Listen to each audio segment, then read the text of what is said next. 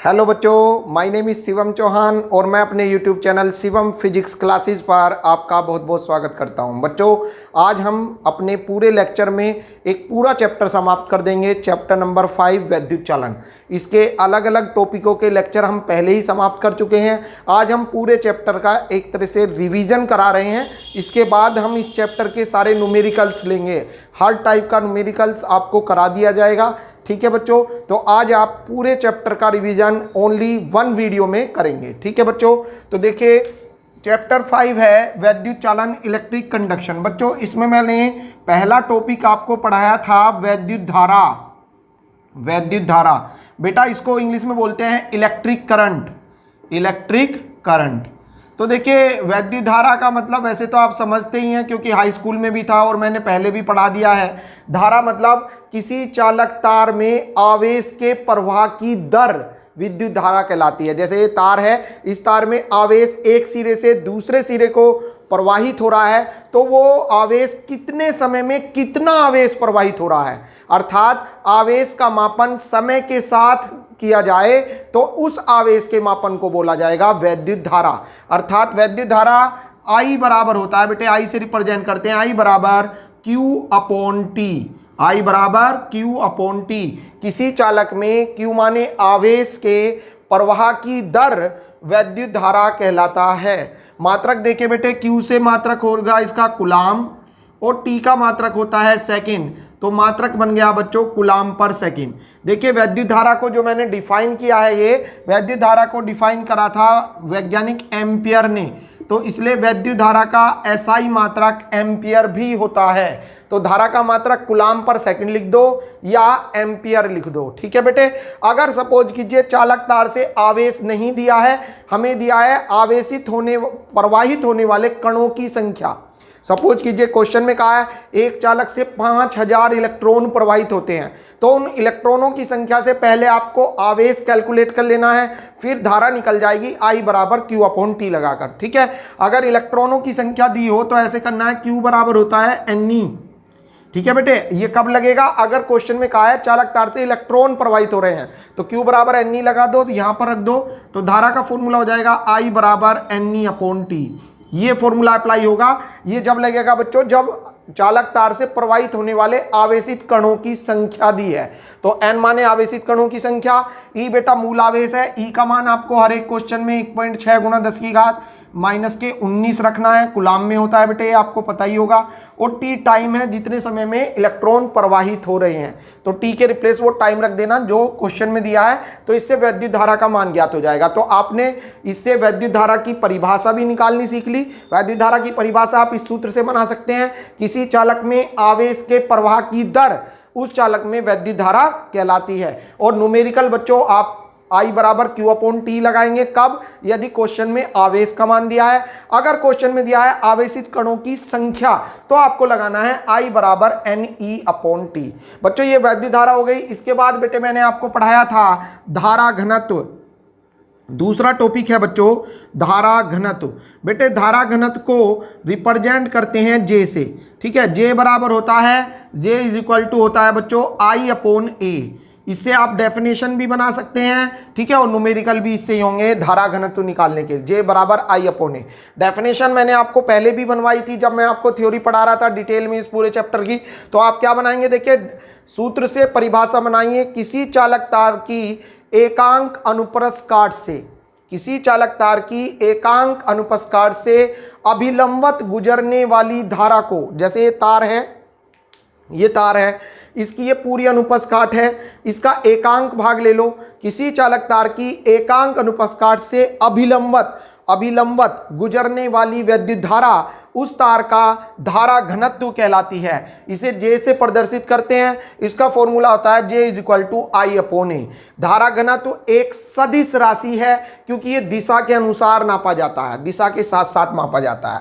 बच्चों इसका मात्रक हो जाएगा आई का मात्रक होता है बेटे एम्पियर और क्षेत्रफल का मात्रक होता है मीटर स्क्वायर, अर्थात धारा घनत्व का मात्रक होता है एम्पियर प्रति मीटर स्क्वायर। बच्चों इसके बाद मैंने आपको वैद्युत चालन पढ़ाया था। इस पाठ में मैंने आपको बताया था कि जो धातुओं में विद्युत चालन होता है वो मुक्त इलेक्ट्रॉनों के द्वारा होता है। ये आपको याद करना है। जब किसी धातु के तार को एक बैटरी से जोड़ देते हैं, देखिए मैंने आपको ये पढ़ाया था, जैसे एक धातु का तार है, ठीक है, बेलनाकार तार लिया बच्चों मैंने और इसे बैटरी से जोड़ दिया। तो जब इसे बैटरी से जोड़ देते हैं तो तार में जो मुक्त इलेक्ट्रॉन होते हैं, मुक्त इलेक्ट्रॉन वे उच्च विभव वाले सिरे की ओर एक नियत वेग प्राप्त कर लेते हैं। जब तार को एक बैटरी से जोड़ा जाता है, ठीक है, ये बैटरी का पॉजिटिव हो गया, नेगेटिव, तो तार में उपस्थित मुक्त इलेक्ट्रॉन उच्च विभव वाले सिरे की ओर एक नियत वेग प्राप्त कर लेते हैं। उस नियत वेग को बोलते हैं बच्चों क्या? अपवाह वेग। अपवाह वेग इसे रिप्रेजेंट करते हैं बच्चों VD से, ठीक है। ये अपवाह वेग की परिभाषा मैंने आपके याद करा दी थी, ठीक है। एक बताया था मैंने श्रांति काल क्या होता है। श्रांति काल देखिए, जब इसे हम तार में धारा भेजेंगे, अर्थात तार को बैटरी से जोड़ेंगे, तो तार में जो आवेशित कण है, मीन्स मुक्त इलेक्ट्रॉन है, वे अपने आसपास वाले धनायनों से बार बार टकराएंगे। किसी मुक्त इलेक्ट्रॉन की दो क्रमागत टक्करों के बीच लगा औसत समय श्रांति काल कहलाता है, ठीक है। श्रांति काल को बच्चों हम लिखते हैं किससे? टो से। श्रांति काल रिप्रेजेंट होता है बच्चों टो से। तो ये सब मैंने आपको पढ़ा दिया था थ्योरी में, पहले जब एक्सप्लेन करा रहा था मैं इसको, तो इसको आप याद कर लेना बेटे। इसके बाद बच्चों मैंने आपको पढ़ाया था वैद्युत धारा का अनुगमन वेग से संबंध या अपवाह वेग से संबंध। वैद्युत धारा का अपवाह वेग या अनुगमन वेग, बेटा अपवाह वेग या अनुगमन वेग इसका दूसरा नाम होता है ड्रिफ्ट वेलोसिटी, VD। V माने वेलोसिटी, D फॉर ड्रिफ्ट, अनुगमन वेग है ना, ड्रिफ्ट वेलोसिटी। वैद्युत धारा का अपवाह वेग से संबंध बहुत इंपॉर्टेंट डेरिवेशन था बच्चों, ये मैंने आपको कराया था, आप इसे बार बार करके देखना। इसका फॉर्मूला मैं फिलहाल आपको याद करा रहा हूं क्योंकि न्यूमेरिकल में अप्लाई होगा। वैद्युत धारा का अपवाह वेग से संबंध होता है I = NEA VD।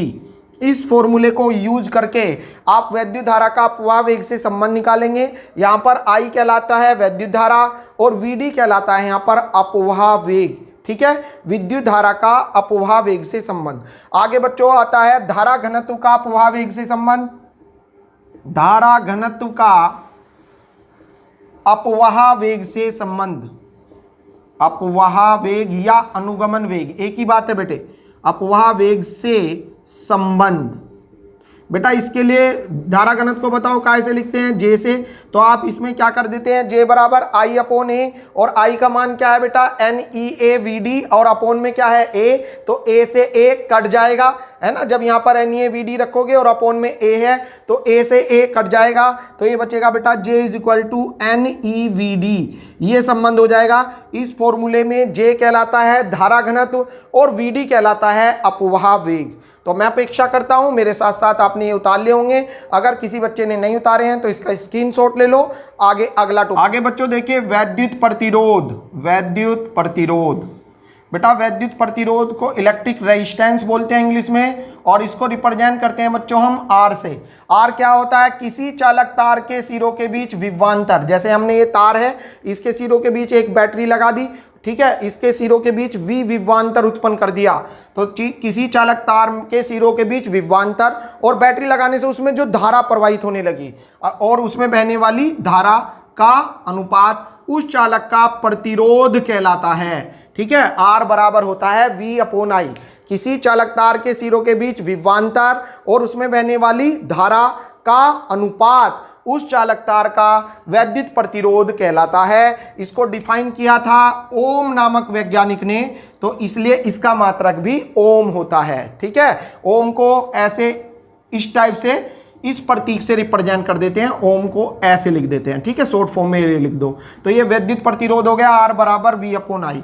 बच्चों एक होता है, अगला टॉपिक है आपका वैद्युत चालकता, इलेक्ट्रिक कंडक्टिविटी। वैद्युत चालकता, वैद्युत चालकता जो होती है बेटे विद्युत प्रतिरोध का व्युत्क्रम होता है एक तरह से। क्यों? देखिए विद्युत प्रतिरोध जो है वो तो प्रतिरोध है, रोध माने रोकने वाला, और यह है चालकता, चालकता माने चलाने वाला।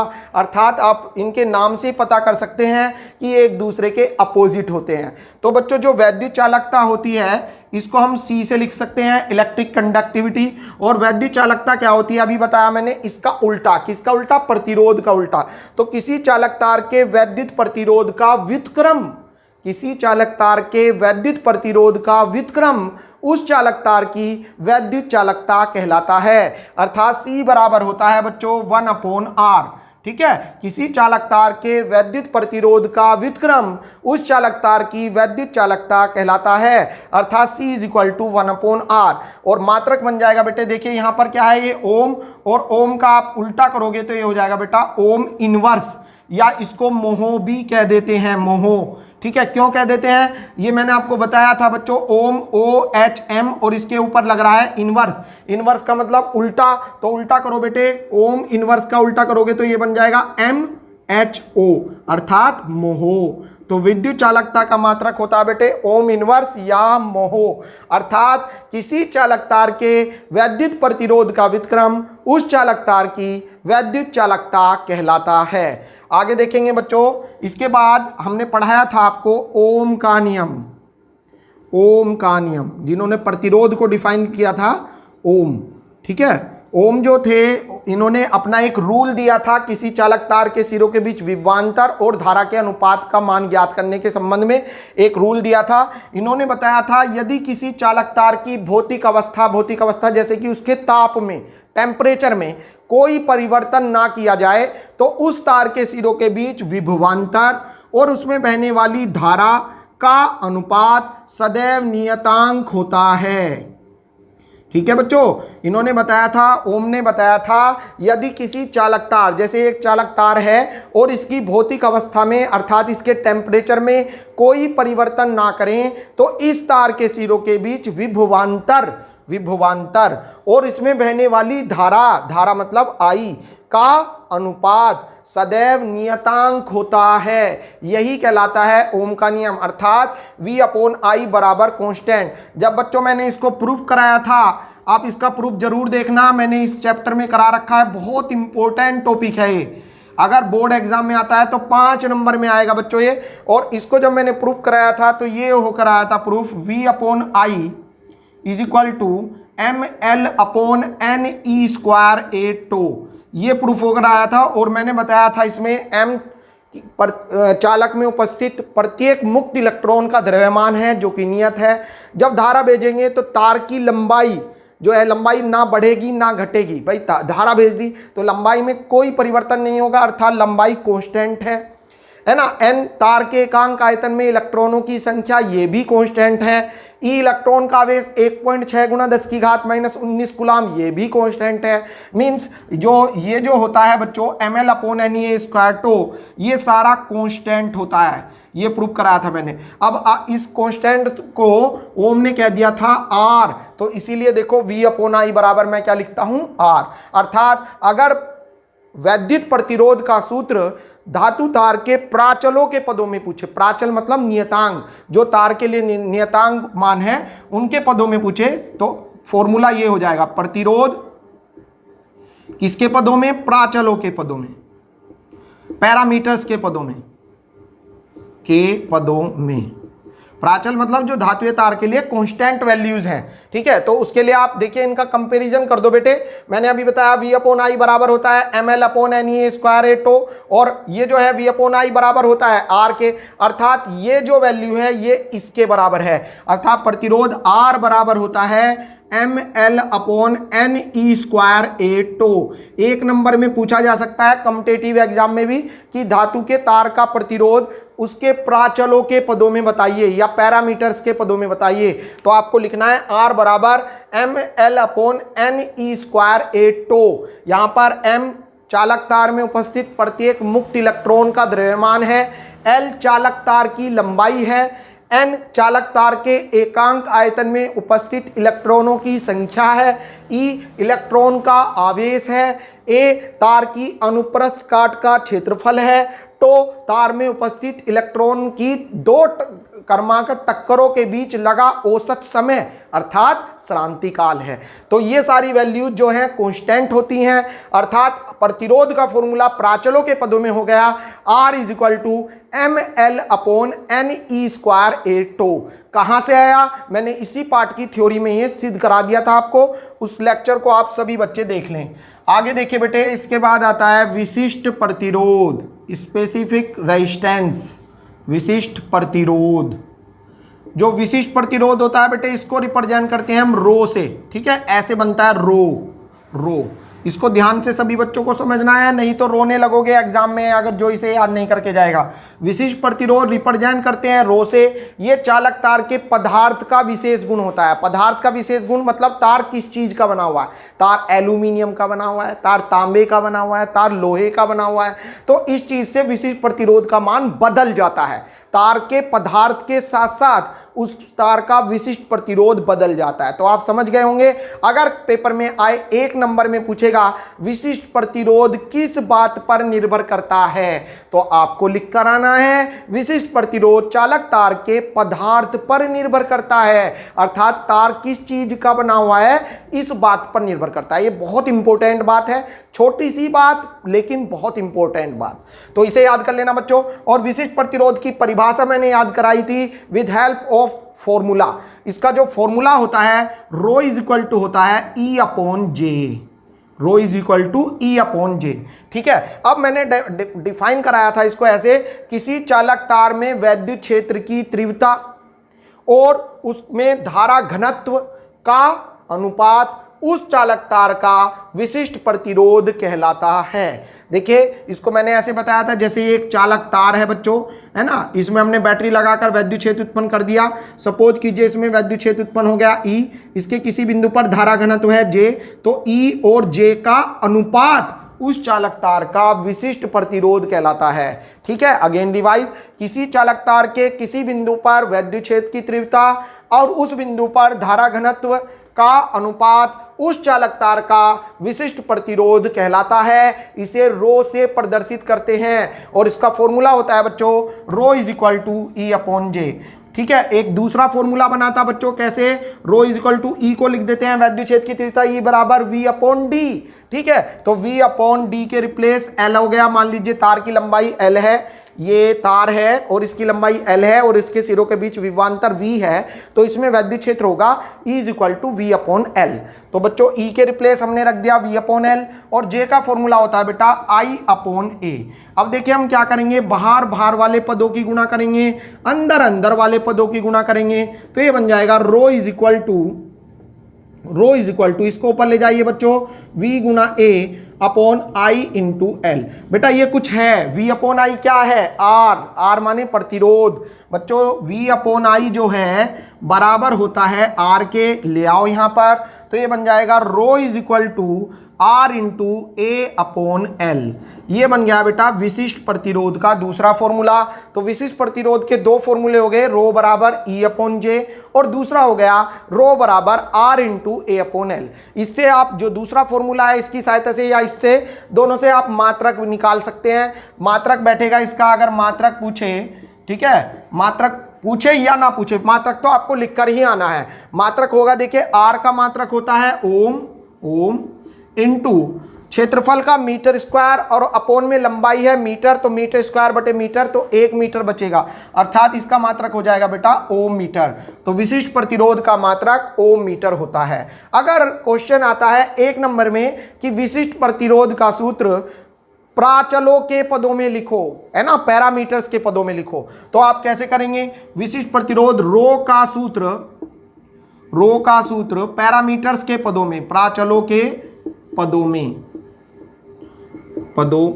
तो बेटा कैसे करोगे इसको? रो का फॉर्मूला जो सिंपली होता है रो इज इक्वल टू होता है R into A upon L। ये अभी मैंने आज ही सिद्ध कराया। अब इसमें आपको क्या करना होगा, रो इज इक्वल टू R का फॉर्मूला रख दो, ये रहा, ये अभी पढ़ाया था मैंने प्राचलों के पदों में, इसीलिए नहीं मिटाया था इसको। इसे उठाओ यहां ले आओ, उठाओ यहां ले आओ। R का मान क्या होता है बच्चों? ml upon NE² A tau. ये आपको याद होना चाहिए, तभी आप रो का फॉर्मूला निकाल पाओगे। ठीक है, रो के लिए आर की रिक्वायरमेंट है और आर का फॉर्मूला मैंने आपके याद करा दिया है, और इनटू में होता है बच्चों ए अपॉन एल। अब आप देखते हैं बेटा, ए से ए कैंसिल हो गया, एल से एल कैंसिल हो गया, तो देखो बेटे क्या आ गया, ये आपका विशिष्ट प्रतिरोध का फॉर्मूला आ गया, rho is equal to M upon N E square tau. ये आ गया विशिष्ट प्रतिरोध, किसी चालक तार का विशिष्ट प्रतिरोध ज्ञात करने का फॉर्मूला है rho is equal to M upon N E square tau. इसके बाद बेटे अगला टॉपिक है विशिष्ट चालक, specific conductivity represent by sigma. बच्चों विशिष्ट, जैसे वैद्युत चालकता क्या होती है, वैद्युत चालकता होती है वैद्युत प्रतिरोध का व्युत्क्रम। इसी प्रकार विशिष्ट चालकता क्या होती है, विशिष्ट प्रतिरोध का व्युत्क्रम। ठीक है, किसी चालक तार के विशिष्ट प्रतिरोध का व्युत्क्रम विशिष्ट चालकता कहलाता है। ठीक है, अर्थात सिग्मा इज इक्वल टू होता है 1 upon rho, sigma is equal to 1 upon rho. इसको आप डिफाइन कर सकते हैं यहां से, किसी चालक तार के विशिष्ट प्रतिरोध का व्युत्क्रम उस चालक तार की विशिष्ट चालकता कहलाता है। और बच्चों इसका मात्रक हो जाएगा 1 अपॉन रो का मात्रक होता है बच्चों ओम मीटर, और ये 1 अपॉन उल्टा हो रहा है, इसको ऊपर ले जाओ तो ये बन जाएगा बेटा ओम इनवर्स मीटर इनवर्स। ठीक है, क्या मात्रक बन गया, ओम इनवर्स मीटर इनवर्स। या इसका जो है ये बन गया, एक आता है धारा घनत्व का विशिष्ट चालकता से संबंध बताइए। बिल्कुल बता देंगे आप कैसे। रो का मान होता है, अभी पढ़ाया मैंने आज ही, रो इज इक्वल टू होता है ई अपॉन जे। ठीक है, ये यहां रख दो बेटे, तो सिग्मा का एक और फॉर्मूला बन जाएगा, sigma is equal to 1 upon rho के रिप्लेस आपने रख दिया ई अपॉन जे। जे क्या होगा, जे ऊपर पहुंच जाएगा, तो ये आ जाएगा आपका sigma is equal to J upon E. ठीक है, sigma is equal to J upon E. तो बेटा यहां से जे की वैल्यू आ जाएगी, J is equal to sigma into E. ये आ गया, जे इज इक्वल टू क्या आ गया, सिग्मा इंटू ई। यहां पर जे क्या है बेटे, जे है यहां पर धारा घनत्व, सिग्मा क्या है यहां पर, विशिष्ट चालकता, विशिष्ट चालकता, और ई क्या है यहां पर, वैद्युत क्षेत्र की तीव्रता। बेटे मेरे साथ साथ उतारते चलना, पूरा चैप्टर रिवीजन हो जाएगा आज ही आपके, एक ही वीडियो में पूरा चैप्टर रिवाइज। जे धारा घनत्व, सिग्मा क्या है विशिष्ट चालकता, और ई क्या है वैद्युत क्षेत्र की तीव्रता, और ये संबंध हो गया धारा घनत्व का विशिष्ट चालकता से संबंध। ठीक है बेटे, अगला जो आपका टॉपिक है विशिष्ट प्रतिरोध या प्रतिरोधकता। विशिष्ट प्रतिरोध का बेटा दूसरा नाम प्रतिरोधकता भी होता है। ठीक है, विशिष्ट प्रतिरोध को प्रतिरोधकता भी कह देते हैं। प्रतिरोधकता पर ताप का प्रभाव, इफेक्ट ऑफ टेम्परेचर, ताप का क्या प्रभाव पड़ता है विशिष्ट प्रतिरोध पर या प्रतिरोधकता पर। तो देखिए ये मैं आपको 3 पार्ट में समझाऊंगा, धातुओं के लिए, धातुओं के लिए, ठीक है, धातुओं के लिए, और मिश्र धातुओं के लिए, मिश्र धातु जो मिश्रण हो। ठीक है, जैसे कांसा, मैंगनीज, ये मिश्र धातु हैं, मिश्र धातुओं के लिए। और अर्धचालकों के लिए, अर्धचालक जो आधे चालक होते हैं वे होते हैं बच्चों अर्धचालक, जैसे कार्बन, जर्मेनियम, सिलिकॉन। ठीक है, जो इलेक्ट्रॉनिक्स में मिलेंगे आपको। ये अर्धचालकों से पूरा परिचय मैं आपको इकाई नंबर 9 इलेक्ट्रॉनिक्स में करा दूंगा। ठीक है, अभी फिलहाल आपको बस समझ लेना है धातु, इसका तो आपको पता ही है, धातु एल्यूमिनियम, लोहा, तांबा, इनकी जो प्रतिरोधकता होती है वो ताप के अनुक्रमानुपाती होती है। अगेन रिवाइज, धातु जैसे एल्यूमिनियम, लोहा, तांबा की प्रतिरोधकता अथवा विशिष्ट प्रतिरोध ताप के अनुक्रमानुपाती होती है। कैसे, देखिए बेटे एक प्रतिरोध समीकरण होती है, प्रतिरोध समीकरण, प्रतिरोध समीकरण जो होती है वो उसका फॉर्मूला होता है R T is equal to R0 into 1 plus alpha T. ये होती है बेटे R T is equal to R0 into 1 plus alpha T. ये प्रतिरोध समीकरण है किसी भी धात्विय तार के लिए। ये इसमें आर टी कहलाता है टी ताप पर प्रतिरोध, R0 होता है 0 डिग्री सेल्सियस ताप पर प्रतिरोध। ठीक है, और 1 प्लस एल्फा होता है प्रतिरोध ताप गुणांक, और T है टेम्परेचर। इस फॉर्मूले से ये पता चलता है कि R जो है वो प्रोपोर्शनल है T के, T मतलब टेम्परेचर के प्रोपोर्शनल है। अर्थात जैसे जैसे धातु के तार का ताप बढ़ता है वैसे वैसे उसका प्रतिरोध भी बढ़ जाता है। अगेन रिवाइज, जैसे जैसे धातु के तार का ताप बढ़ता है, देखिए RT प्रोपोर्शनल है टी के, अर्थात जैसे जैसे टेम्परेचर बढ़ेगा वैसे वैसे उस तार का रेजिस्टेंस मींस प्रतिरोध भी बढ़ेगा। ताप बढ़ने पर प्रतिरोध बढ़ता है, और जब प्रतिरोध बढ़ेगा तो प्रतिरोधकता भी बढ़ेगी। इस बात को क्यों कह रहे हैं? क्योंकि प्रतिरोधकता का फॉर्मूला आज ही पढ़ाया था, rho is equal to R into A upon L. आप इसमें देख रहे हैं रो और आर दोनों एक दूसरे के प्रोपोर्शनल हैं, अनुक्रमानुपाती हैं, ठीक है। रो बराबर आ रहा है R into A upon L, अर्थात रो जो है प्रोपोर्शनल है किसके? आर के, और आपने अभी पढ़ा आर किसके प्रोपोर्शनल है? टी के। तो यहां से पता चलता है कि धातु के तार का ताप बढ़ाने पर उसका प्रतिरोध बढ़ जाता है, अर्थात प्रतिरोधकता भी बढ़ जाती है। तो धातु और मिश्र धातु इन दोनों के लिए प्रतिरोधकता ताप बढ़ाने पर बढ़ती है। धातु और मिश्र धातु, धातु लोहा, एल्यूमिनियम, तांबा, इनका प्रतिरोध ताप बढ़ाने पर बढ़ेगा। जब प्रतिरोध बढ़ेगा तो प्रतिरोधकता भी बढ़ेगी। मिश्र धातु जैसे कांस्टेंटन, मैंगनीज, इनकी जो प्रतिरोधकता होती है बच्चों, मिश्र धातुओं की प्रतिरोधकता भी ताप बढ़ाने पर बढ़ती है धातुओं की तरह। और अर्धचालक जो होते हैं इनकी प्रतिरोधकता ताप के व्युत्क्रमानुपाती होती है, ठीक है। अर्धचालक में मुक्त इलेक्ट्रॉन नहीं होते, कम मात्रा में पाए जाते हैं, होंगे भी तो कम मात्रा में है, ठीक है। तो अर्धचालक जो होते हैं, अर्धचालक जैसे कार्बन, जर्मेनियम, सिलिकॉन, ठीक है, carbon C, germanium GE, silicon SI, इनकी जो प्रतिरोधकता होती है बच्चों वो ताप के व्युत्क्रमानुपाती होती है, अर्थात ताप बढ़ाने पर अर्धचालकों की प्रतिरोधकता घट जाती है। तो बच्चों ये आप अपने माइंड में फीड कर लेना, एक नंबर में पूछ सकता है। मैं फिर रिवाइज करा दूं, धातु जैसे एल्यूमिनियम, लोहा, तांबा की प्रतिरोधकता ताप बढ़ाने पर बढ़ जाती है। मिश्र धातु जैसे कांस्टेंटन, मैंगनीज आदि की प्रतिरोधकता भी ताप बढ़ाने पर बढ़ जाती है। अर्धचालक जैसे कार्बन, जर्मेनियम, सिलिकॉन आदि की प्रतिरोधकता ताप बढ़ाने पर घट जाती है, ठीक है बेटे। इससे बाद में मैंने अगला टॉपिक आपको पढ़ाया था वैद्युत ऊर्जा, इलेक्ट्रिक एनर्जी होती है। मैंने बताया था कि किसी चालक को आवेशित करने में जितना कार्य करना पड़ता है वह कार्य उस चालक में वैद्युत ऊर्जा के रूप में संचित हो जाता है। यदि चालक को V विभवांतर पर स्मॉल q आवेश दिया जाए, यदि चालक को V विभवांतर पर स्मॉल q आवेश दिया जाए तो उस चालक की वैद्युत ऊर्जा होती है, वैद्युत ऊर्जा W बराबर V इंटू क्यू। कहां से आया? पिछले चैप्टर से आपको पढ़ाया था मैंने, विभवांतर V बराबर W अपॉन Q। तो बेटे W बराबर क्या बैठ जाएगा? VQ, ठीक है। W यहां पर चालक को आवेशित करने में किया गया कार्य है, और परिभाषा कह रही है कि चालक को आवेशित करने में किया गया कार्य चालक में ऊर्जा के रूप में संचित हो जाता है, अर्थात कार्य W बराबर V इंटू क्यू। बेटा Q को आप लिख सकते हैं क्योंकि Q बराबर होता है IT, आवेश बराबर धारा गुना समय, आवेश बराबर धारा गुना समय। तो बेटे ये यहां पर रख दो तो ये बन जाएगा बच्चों W बराबर VIT। ये विद्युत ऊर्जा का पहला सूत्र ये बन गया। बच्चों आगे निकालने के लिए मैंने ओम्स लॉ यूज किया था, आपको याद होगा, ओम का नियम।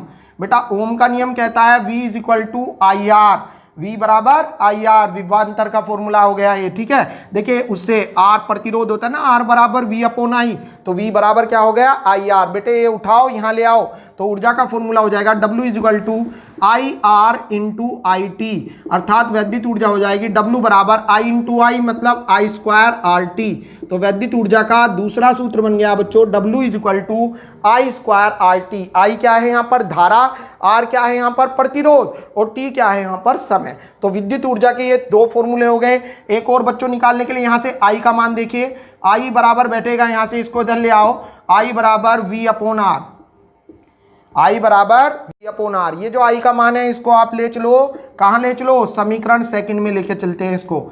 समीकरण सेकंड में रखने पर I का मान, ये मान उठाओ यहाँ ले आओ, तो विद्युत ऊर्जा हो जाएगी W is equal to I के रिप्लेस मैंने रखा V अपॉन R, और यहाँ पर क्या हो रहा है? स्क्वायर, तो स्क्वायर करोगे बेटा ये हो जाएगा V square upon R square into में RT। आप देखते हैं एक R से एक R कैंसिल, तो अर्थात विद्युत ऊर्जा का फॉर्मूला बन गया W is equal to V square upon R into T. तो आपने देखा विद्युत ऊर्जा के मैंने 3 फॉर्मूले सिद्ध कर दिए हैं। कौन कौन से? W का एक फॉर्मूला आया आपका VIT, दूसरा आया बच्चों I स्क्वायर RT, और तीसरा आया बेटा V square upon R into T. कौन सा सूत्र कब अप्लाई होगा, ये मेन बात है न्यूमेरिकल करते हुए। ध्यान दीजिए बेटे, अगर क्वेश्चन में विभवांतर, धारा और समय दिया है और ऊर्जा पूछी है, V4 विभवांतर, I4 धारा, T4 टाइम, विभवांतर, धारा और समय देके ऊर्जा पूछी है तो आपको लगाना है W बराबर VIT। अगर क्वेश्चन में दिया है धारा, प्रतिरोध और समय, I4 धारा, R4 प्रतिरोध, T4 समय, धारा, प्रतिरोध और समय देकर ऊर्जा पूछा है तो आपको लगाना है W इक्वल टू I²RT। अगर क्वेश्चन में विभवांतर, प्रतिरोध और समय देकर ऊर्जा पूछा है तो आपको लगाना है W बराबर V²/RT। बेटा इसके बाद में अगला टॉपिक मैंने पढ़ाया था वैद्युत शक्ति, उसको भी रिव्यू। वैद्युत शक्ति को बेटे P से लिखते हैं इलेक्ट्रिक पावर। देखिए मैंने बताया था किसी वैद्युत परिपथ में वैद्युत ऊर्जा के खर्च होने की दर, ठीक है, या वैद्युत ऊर्जा के क्षय होने की दर उस परिपथ की वैद्युत शक्ति कहलाती है। इसे P से रिप्रेजेंट करते हैं, अर्थात P बराबर होता है वैद्युत ऊर्जा के, वैद्युत ऊर्जा मतलब W के, क्षय माने खर्च होने की दर, दर माने टाइम से भाग कर दो तो अपॉन T। तो किसी वैद्युत परिपथ में वैद्युत ऊर्जा के क्षय होने की दर उस वैद्युत परिपथ की शक्ति कहलाती है। इसे P से प्रदर्शित करते हैं और बच्चों इसका मात्रक होता है W से जूल, T से सेकेंड, तो मात्रक बन गया जूल पर सेकेंड, या इसको आप वाट भी लिख देते हैं, वाट, ठीक है। वैद्युत शक्ति का मात्रक होता है जूल पर सेकेंड या वाट। किसी वैद्युत परिपथ में वैद्युत ऊर्जा के क्षय होने की दर उस वैद्युत परिपथ की शक्ति कहलाती है। इसे P से प्रदर्शित करते हैं और P बराबर होता है W/T। अब देखिए बेटे शक्ति के भी आप 3 फॉर्मूले बना लेंगे। कैसे? W का मान अगर आप रखेंगे VIT, है ना, W के 3 फॉर्मूले पढ़ाए थे ना अभी, उन्हीं की सहायता से P के फॉर्मूले निकलेंगे। W की जगह जब आप VIT रखोगे, W की जगह आपने रखा W बराबर VIT, तो जैसे VIT रखा तो P बराबर हो गया VIT/T, अर्थात P बराबर VI। एक फॉर्मूला तो ये बन गया बेटे, ठीक है, शक्ति का। दूसरा देखिए W बराबर ये रखो बच्चों I²RT, कहां से आया, अभी सिद्ध कराया था इससे पीछे, तो P ये रखो आप यहां पर और अपॉन में T, तो T से T खत्म, तो P इक्वल टू I²R। बच्चों दूसरा फॉर्मूला ये बन गया विद्युत शक्ति का। तीसरा रखो बेटे W बराबर होता है V²/R इंटू T। जब ये रखोगे तो V²/R इंटू T और अपॉन में T से T गया, तो शक्ति का तीसरा सूत्र आ गया P बराबर V²/R। ये विद्युत शक्ति का तीसरा फॉर्मूला आ गया। तो आपने देखा बेटे विद्युत शक्ति के 3 फॉर्मूले हो गए, P बराबर VI, P बराबर I²R और P बराबर V²/R, ठीक है। इन तीनों को यूज करके आप वैद्युत शक्ति निकाल सकते हैं।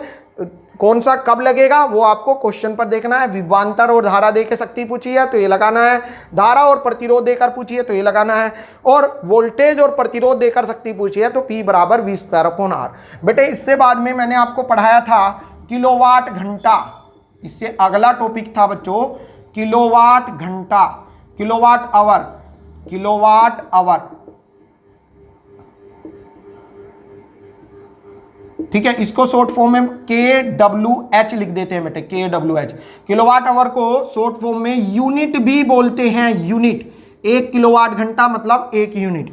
सबसे पहली बात, मोस्ट इंपोर्टेंट बात ये पूछी जाती है कि किलोवाट घंटा किस राशि का मात्रक है। तो बच्चे बताते हैं, कुछ गंदे बच्चे बताते हैं कि किलोवाट घंटा शक्ति का मात्रक है। ये गलत हो जाएगा बच्चों। देखिए किलोवाट, किलोवाट शक्ति का मात्रक है, लेकिन किलोवाट घंटा ऊर्जा का मात्रक है। तो इस बात को आप ध्यान दे लेना।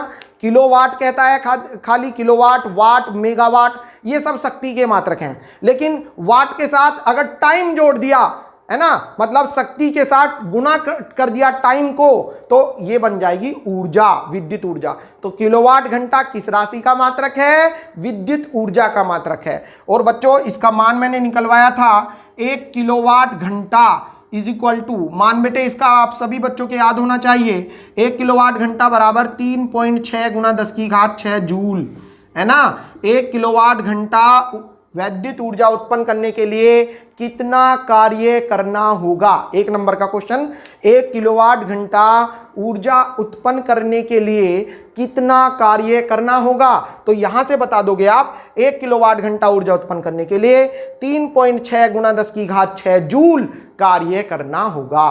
क्यों? क्योंकि 1 किलोवाट घंटा में 3.6 गुना 10⁶ जूल होते हैं। अगर हमसे पूछता है कि परिपथ में एक घर है, उस घर में पंखा चल रहा है, रेडियो चल रही है ना, और टेलीविज़न चल रहा है, तो उस घर में बताइए कितने यूनिट लाइट कितने समय में फूकी। तो उसके लिए बेटे एक फॉर्मूला है, वो आप ध्यान देंगे। अगर आपसे पूछता है व्यय यूनिटों की संख्या, यूनिटों की संख्या है ना, घर में कितने यूनिट लाइट व्यय हुई, तो इसके लिए फॉर्मूला होता है बेटे यूनिटों की संख्या बराबर वाट गुना घंटे अपॉन 1000।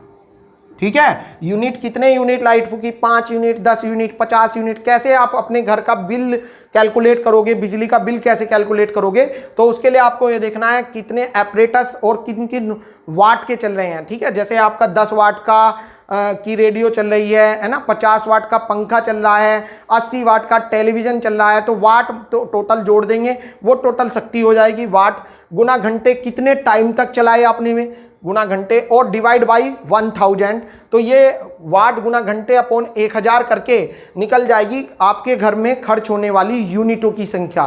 फिर कितने पैसे खर्च हुआ है ना, कितने पैसे खर्च हुए, तो उसके लिए आप क्या करोगे, यूनिटों की संख्या सपोज कीजिए 20 आई। अब आपको ये देखना होगा कि बिजली का मूल्य, 1 यूनिट बिजली का मूल्य कितना है। सपोज कीजिए 1 यूनिट बिजली का मूल्य 6 रुपये है, तो 20 गुना 6 अर्थात 120 रुपये का खर्चा हो गया। तो आप समझ गए होंगे बेटे यूनिट निकाल के खर्च कैसे निकालते हैं। तो यूनिटों की संख्या का फॉर्मूला होता है वाट गुना घंटे बटे 1000। बच्चों इससे बाद में मैंने आपको पढ़ाया था कार्बन प्रतिरोध वर्ण कोड, कार्बन प्रतिरोध वर्ण कोड। ये बेटे मैंने पूरी डिटेल में समझा दिया था। बब्बर बोला रोकर ओ यार good boy very good wife. वैसे ये वाला टॉपिक यूपी बोर्ड से हट चुका है, तो इस टॉपिक को यूपी बोर्ड वाले बच्चे एक बार देख ले मत, इस पर ज्यादा टेंशन नहीं लेनी है, पर एक बार जरूर देख लेना इसको। बच्चों एक टॉपिक आता है प्रतिरोधों को जोड़ना। देखिए ये वाला टॉपिक भी, प्रतिरोधों को जोड़ना भी आपके सिलेबस से हट गया है, लेकिन इस पर आधारित न्यूमेरिकल आपको करने पड़ेंगे, क्योंकि अगर वे नहीं करोगे तो जो अगले चैप्टर में किरचॉफ के नियम पर आधारित न्यूमेरिकल हैं वे भी आप नहीं कर पाओगे। तो इसलिए प्रतिरोधों को जोड़ने पर आधारित सवाल मैं आपको जरूर सिखाऊंगा। ठीक है, ये बहुत इंपॉर्टेंट क्वेश्चन थे, इसलिए कह रहा हूं मैं, क्योंकि ये टॉपिक इस साल हटा दिया है पेपर में से आपके। ये पता नहीं क्यों हटाया, हटाना नहीं चाहिए था ये टॉपिक, क्योंकि प्रतिरोधों का जोड़ना तो 9 से ही स्टार्ट हो जाता है और आगे तक जब तक आप फिजिक्स के संपर्क में रहोगे तब तक प्रतिरोधों से संबंधित क्वेश्चन आते रहेंगे। कॉम्पिटिटिव में जाओगे, किसी भी कंपटीशन में बैठोगे, वहां पर भी प्रतिरोध को जोड़ने के सवाल आते हैं। ठीक है, तो देखिए प्रतिरोधों को मुख्य रूप से 2 प्रकार से जोड़ा जाता है। प्रतिरोधों का जोड़ना, बेटा प्रतिरोधों को मुख्य रूप से 2 प्रकार से जोड़ा जाता है, जो मैंने थ्योरी में नहीं पढ़ाया था, अब मैं बता रहा हूं 2 प्रकार से। कौन से में जोड़ते हैं, एक तो श्रेणी क्रम में और दूसरा समांतर क्रम में। जैसे संधारित्रों को मुख्य रूप से 2 प्रकार से जोड़ते हैं, श्रेणी और समांतर, ऐसे प्रतिरोधों को भी 2 प्रकार से जोड़ते हैं। देखिए इनका ध्यान रखना, जो संधारित्रों की कुल धारिता के फॉर्मूले थे, ठीक है, श्रेणी और समांतर में, उनसे अपोजिट होते हैं। आपको याद होगा श्रेणी क्रम में संधारित्रों की तुल्य धारिता का फॉर्मूला बताइए क्या था। इसका फॉर्मूला था 1/c बराबर 1/c1 plus 1/c2 plus 1/c3 plus 1/c4, जितने भी हैं 1 में जोड़ते चले जाओ तो श्रेणी में तुल्य धारिता आ जाएगी। लेकिन अगर निकालना है श्रेणी में तुल्य प्रतिरोध, तो इसका फॉर्मूला होता है R = R1 plus R2 plus R3, अर्थात उसमें चलता है 1 में और इसमें चलता है R में। ठीक है, R क्या मतलब ऐसी सीरीज में चलेगा, R = R1 plus R2 plus R3। R क्या है यहाँ पर, प्रतिरोध, श्रेणी में कुल प्रतिरोध हो गया है।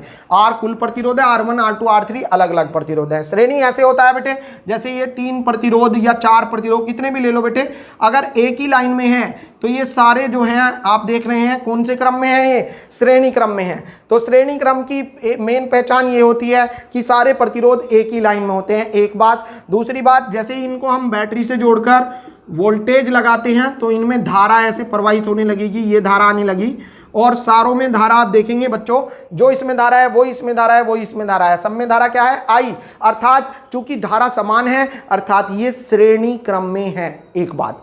दूसरी बात बच्चों, सपोज कीजिए नेट वोल्टेज V है, तो ये वोल्टेज डिस्ट्रीब्यूट हो जाएगा अलग अलग, V1 V2 V3 V2 और V3। जब आप इन्हें जोड़ोगे तीनों को तो V1 plus V2 plus V3 बराबर आना चाहिए काय के V के, अर्थात श्रेणी क्रम की तीन पहचान। पहली पहचान, श्रेणी में तीनों प्रतिरोध एक ही लाइन में होंगे, एक बात। दूसरी बात, इनमें धारा समान होगी, ठीक है, दूसरी बात धारा सब में समान होगी।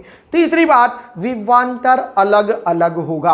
अगर इन तीनों में से एक भी आपके पहचान में आ जाए तो आप समझ जाइए ये श्रेणी है। विभवांतर अलग अलग है अगर प्रतिरोधों में, जैसे उसने कहा दो प्रतिरोध, एक 50 ओम का है, एक 100 ओम का है, और इनके सिरों के बीच विभवांतर एक में 2000 वोल्ट है, एक में 4000 वोल्ट है, तो आप समझ जाइए विभवांतर अलग अलग है, अर्थात कौन से क्रम में है, श्रेणी में है।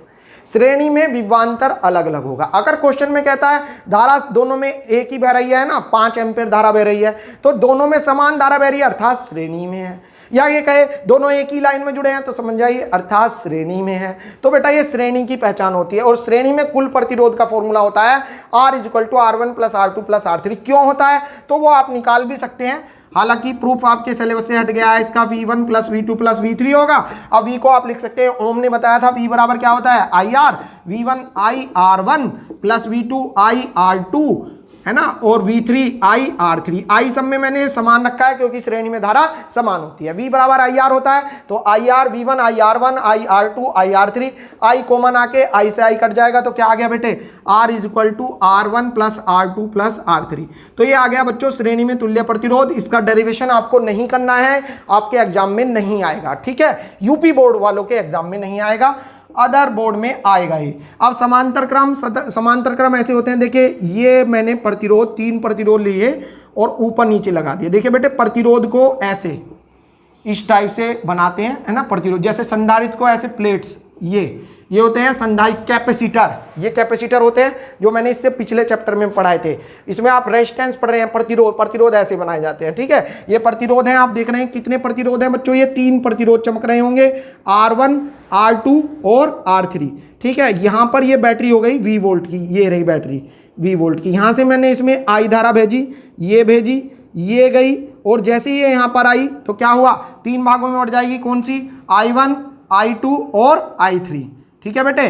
धारा बढ़ गई, I धारा आई, 3 भागों में बढ़ गई, I1 I2 I3। समांतर क्रम की 3 पहचान, पहली ये प्रतिरोध ऊपर नीचे होंगे, है ना, R1 R2 R3 ऊपर नीचे होंगे। दूसरी पहचान, इनमें धारा अलग अलग होगी, देखिए I1 I2 I3 धारा अलग अलग है। और तीसरी पहचान बच्चों, इनके सिरों के बीच विभवांतर सेम होगा। आप ऐसे देख सकते हैं, R1 पर विभवांतर क्या है, V है, R2 पर विभवांतर क्या है, V है, R3 पर विभवांतर क्या है, V है, अर्थात ये समांतर क्रम में है। और समांतर क्रम में तुल्य प्रतिरोध होता है बच्चों 1 में जुड़ जाएगा, ये समांतर का तुल्य प्रतिरोध होता है 1/R = 1/R1 + 1/R2 + 1/R3। क्यों होता है आप इसको सिद्ध भी कर सकते हैं, ऐसे देखें, कुल धारा आई, कितनी धारा आई, I धारा आई, और जैसे ये I धारा आई बच्चों, ये I धारा आई टोटल, और 3 भागों में बढ़ गई, कौन कौन से, I1 I2 और I3, अर्थात I बराबर है I1 + I2 + I3। अब ओम के नियम से आप लिख दोगे I बराबर होता है V/R, I1 हो जाएगा बेटे V/R1, I2 हो जाएगा V/R2 और I3 हो जाएगा V/R3। आप देखेंगे V कॉमन आ जाएगा और V कॉमन आके कट जाएगा, अर्थात ये आ जाएगा 1/R बराबर 1/R1 + 1/R2 + 1/R3। तो श्रेणी क्रम में कुल प्रतिरोध हो जाएगा R = R1 + R2 + R3। समांतर क्रम में कुल प्रतिरोध हो जाएगा 1/R = 1/R1 + 1/R2 + 1/R3। ठीक है बच्चों, तो ये पूरा पार्ट आपका रिवीजन हो गया होगा। एक बार और इस वीडियो को स्पीड को बढ़ाकर देख लें तो आपके पूरा पार्ट अच्छी प्रकार याद हो जाएगा, आप कभी नहीं भूलेंगे। इससे अगले लेक्चर में हम इस पार्ट के न्यूमेरिकल्स कराएंगे, हर एक टाइप के न्यूमेरिकल कराएंगे, ठीक है, जिससे आप एग्जाम में चाहे किसी भी टाइप का न्यूमेरिकल आ जाए आप सब कर पाएंगे। अगर आपको हमारा वीडियो पसंद आया हो तो इसे अपने मित्रों में शेयर जरूर करें, वीडियो को लाइक करें और हमारे चैनल को सब्सक्राइब करें। Thank you so much.